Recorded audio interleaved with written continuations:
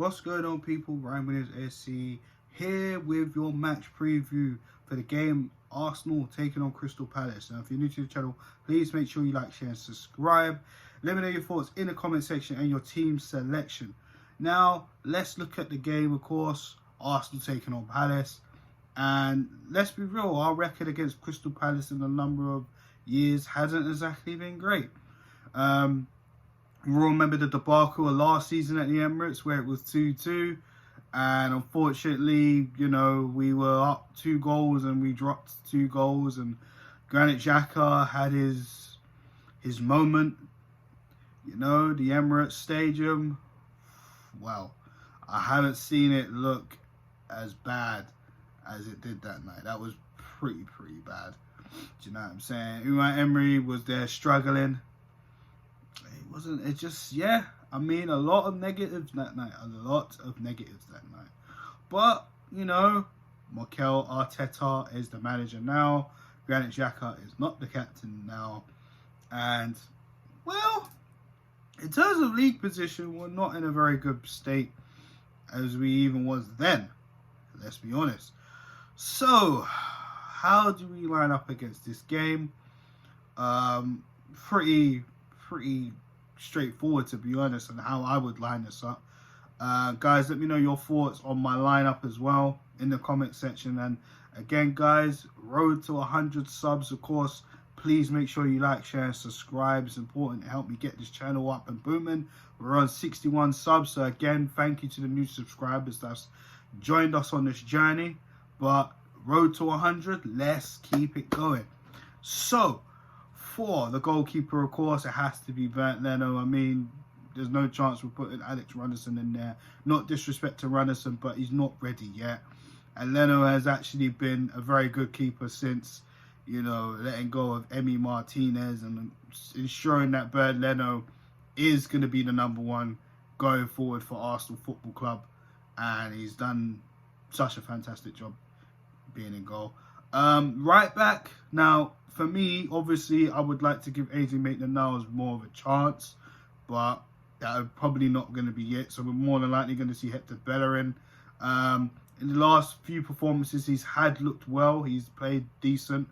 Mikel did take him off in the second half against West Brom. Not sure what was going on there, but you know, he wasn't playing in the FA Cup game against Newcastle, so we're more than likely going to see Hector Bellerin there. On the left back role, of course, Kieran Tierney, who's been absolutely fantastic. Listen, you know my thoughts highly on Kieran Tierney. I think he should be the Arsenal captain. No disrespect to Pierre-Emerick Aubameyang, but Kieran Tierney leaves it out on the pitch. His mentality, his hunger, his desire to get back when he's defending, when he gets forward, when he's attacking. There's times he's left Aubameyang looking like he's the left back. Do you know what I'm saying? And I mean, Kieran Tierney's been absolutely fantastic so far this season. Yeah, it's KT, man. The centre-back situation. Now, this is where it's going to be so tough. Now, of course, we look at the situations of Rob Holding, who is actually just signed, as of yesterday, a long-term contract with Arsenal, extended his stay for another 4 years. On top of the 2 years contract, a lot of people have had their comments about it. I'll give you my comments near to the end of the video. We have Pablo Mari, who since come in for Gabriel, who we're going to talk about after, due to, you know, him being in close contact with someone that's contained COVID. He's been absolutely fine. I mean, Pablo Mari has looked very well. We've been pretty decent with Mari. I mean, we've only conceded 1 goal since he's been thrown in. So, and that was a penalty. You know, and sadly he gave that away due to tired legs. But other than that, he's been pretty decent next to Rob Holding. And of course, Gabriel, who, you know, I mean, let's face it, he's been our best centre-back from the start of the season up to when he had to be taken out. Gabriel's been fantastic. Yes, we have David Luiz there also, as well as a reliable option. Callum Chambers also, who hasn't really exactly been picked lately. But for me, I think the centre-back pairing, I want to give this a go. I want to give Gabriel a go alongside Pablo Mari, but more than likely we'll probably see Rob Holding instead of Gabriel, because Gabriel is still being assessed, of course. But yeah, I'd probably go with Mari and Gabriel, but Holding's been okay, so I probably want to ruin that, so scratch that. I'll probably go with Holding and Mari right now. Let's not break it. It's not broken, so why try to fix it? I mean, Gabriel has been absolutely sensational, but I mean, you don't just walk back into the team straight away. And that sounds crazy because I'm a big fan of Gabriel from what I've seen. But you know how it goes. You know, if you're taking out the team and the other two are in form, you got to work your way back up. That's just how it goes at a football club. So that's my back four. In the midfield, now it's where I feel it's necessary to take one person out and put one person in. Thomas Partey, who has been saved in terms of haven't been put into the FA Cup game against Newcastle. He's been back for about a week or two. Mikel Arteta has said in this press conference that he's been training with the first team, and I think it was pretty much a safe bet to save him for this game, because this game's just as important as the next one. And on top of that, I mean, we don't want to be rushing him back. We already remember what happened at the North London derby. That was bad. So I don't see why Partey doesn't start here for me. Alongside him, I'm probably gonna pick Mohamed El-Neni. I mean, Xhaka has looked pretty decent, as much as I'm not a Granit Xhaka fan.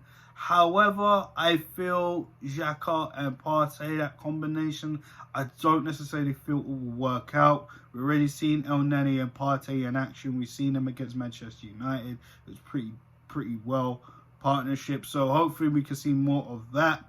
Just in front of them, of course, Emile Smith-Rowe, who has been labelled the Croydon Kevin De Bruyne. I think the fan base needs to calm down a little bit. Don't get me wrong, I'm a fan of Emile Smith-Rowe. We've known about Emile Smith-Rowe's talent, but dubbing him the Croydon Kevin De Bruyne, I think it's too soon. Like Mikel Arteta says, and hell, you know, when you know me to quote Mikel Arteta, but let's just keep him Emile for now. Let's just calm down a bit, all right? Let the kid play on. Let him get his minutes. Let him keep shining right now, because there's going to be times where, you know, due to his inexperience, he's not going to have games where he's playing well. But right now, let's not gas him up too much. Let him play his football. That's all I ask from the Arsenal fans. Just let him play his football. So let's get into the forward. Let's get into the forwards line. The two, of course, on the flanks. Bukayo Saka, 10% on that right-hand side. This guy cannot miss an Arsenal game unless it's due to injury. Touch wood, he doesn't get injured at all. I mean, he's absolutely fantastic. I mean, Bukayo Saka is definitely one of the first names on the team sheet, along with Emile Smith-Rowe, Kieran Tierney, hell, obviously Leno. But you know what I mean, a few others. But Bukayo Saka, what a breath of fresh air. And for me personally, that right wing side needs to be his. I've already had my gripes with Willian, and especially Pepe. If you see me on other guys' channels, of course. Yeah, I think Bukayo Saka's definitely earned that spot for me. On the left, I think we should play Pierre-Emerick Aubameyang. I feel maybe getting that goal in the FA Cup thanks to Kieran Tierney. That was a good pass from Granit Xhaka, I have to say.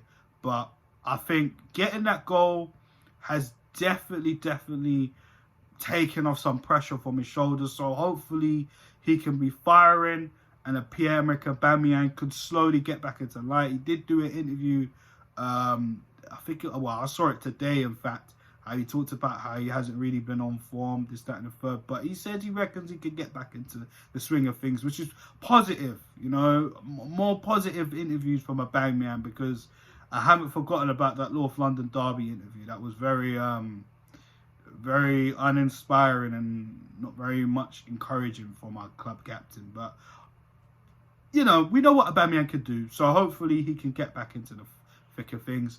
And, of course, Alexander Lacazette, who has actually looked pretty damn awesome lately. Let's be honest, since the likes of Martinelli, Saka, Smith Rowe featured into the side, Lacazette has looked like a breath of fresh air.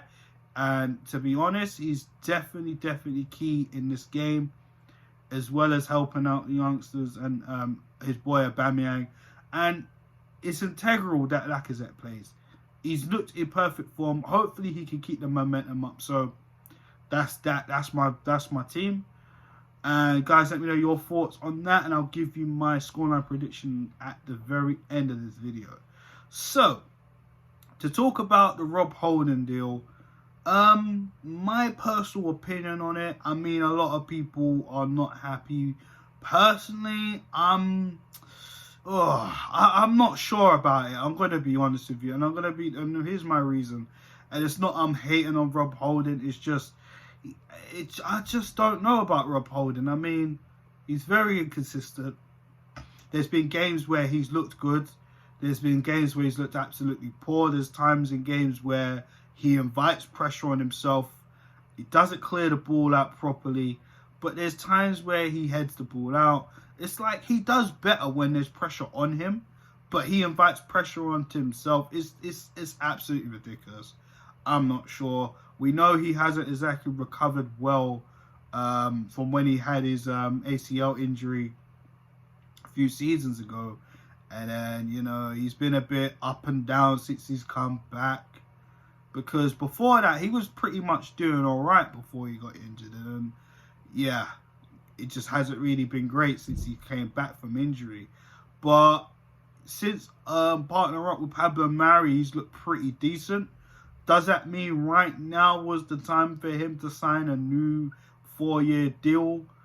Probably not. That's my personal opinion. I think we could have waited a little bit longer, see what more Holding could do, then decide whether he deserves a contract or not. I mean, he's got 2 years in his contract. This current contract that he's on isn't even up yet. So personally, I think it might have been, not say it's a waste of time, but I just feel like it wasn't really the right time. I think we should have let the season finish first, then assess Rob and see where we go from there. Like I said, I think we could do better than Rob Holding personally, but the club made a decision. It is what it is. That's just my final thoughts on the Rob Holding thing. The Mesut Ozil situation, I mean, there's nothing really much to say other than let's just wait until we see what happens with him.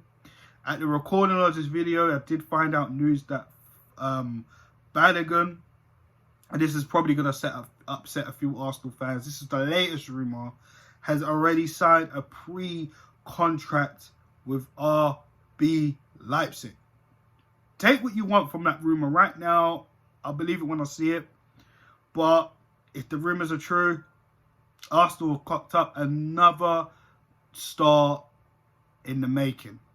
And, you know, Mikel Arteta already expressed his feelings on that situation, as well as Eddie Nketiah, who a lot of fans, including myself, are not really too keen on keeping.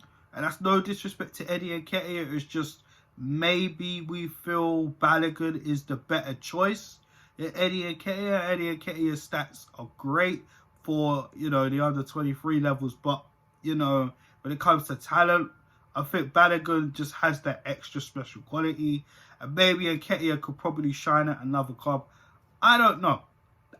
That's just my general opinion, and I feel a lot of Arsenal fans agree with that. But if the rumours are true about Balogun signing a pre-contract to RB Leipzig, Arsenal Football Club, you need to slap yourself in the face. Mikel Arteta has already said in his press conference that the player looks like he wants to stay. Obviously, Arsenal want him to stay, and it's just the agent. This is the situation, and I feel Bukayo Saka vibes from last season in the summer, where, you know, we all wanted Saka to stay, of course, and he did. He signed on the dotted line. Same with Martinelli signing an extension, and same with Pierre-Emerick Aubameyang signing an extension. So, again, this is all the rumours right now. I think it's an absolute cock-up if Arsenal have messed up with Balogun. Because Balogun, all he wants is more minutes, and all we want as Arsenal fans is to see that. That's it. So, you know, Mikel Arteta is in charge of this right now. And this is why I'm not exactly Arteta in after a few performances. It's going to take a lot more to convince me for Arteta, to me to be Arteta in. It's as simple as that. So that's just my take on the few rumours right now. I'm not going to talk about Emi Buendia. Julian Draxler's popped up again. Julian Brandt, etc., etc., etc. Till more news comes out, guys, I'm going to keep it here. That is my review. And of course, for me, I want to be optimistic. Again, I know Crystal Palace have certain players that can hurt us. Townsend, Wilfried Zaha, who, of course, rumours and that of the conversation that's come out, Zaha was asked about the Arsenal situation. He already spoke about it, basically saying he had a conversation with Unai Emery and the club decided to go with Nicolas Pepe. And how we wanted Zaha to come, and, you know, we got Pepe, and look how that's worked out right now. £72 million, and I'll be honest, I think we've wasted our money. That's my personal opinion. If you disagree or agree, let me know your thoughts in the comment section, of course. And do you think we should have got Zaha? Do you think we should have got somebody else? Should we have kept Pepe? Was the Pepe deal worth it? Let me know in the comment section, guys. But for me, the scoreline, I'm going to keep it brief. I think we can... It's so tough. I've got to be honest. I think we're going to draw, as much as I want us to win. And I do want us to win. I just think Palace, they can surprise you. So I'm going to go for another 2-2 draw. Another 2-2 draw. Arsenal Crystal Palace 2-2. I want us to win. If we do win, I'll probably say it's going to be by 2-1, but I believe it's going to be 2-2. But guys, if you agree with me, let me know. If you disagree with me, let me know. Of course, the comment section is below. Okay, guys. On that note, I'm signing off. Okay, guys. Make sure you like, share, and subscribe. Again, #road to 100 subs. I already got brand new 9 subs this week. Thank you again to our new subscribers for checking me out. Let me know your thoughts in the comment section. And of course, guys, share the content as well.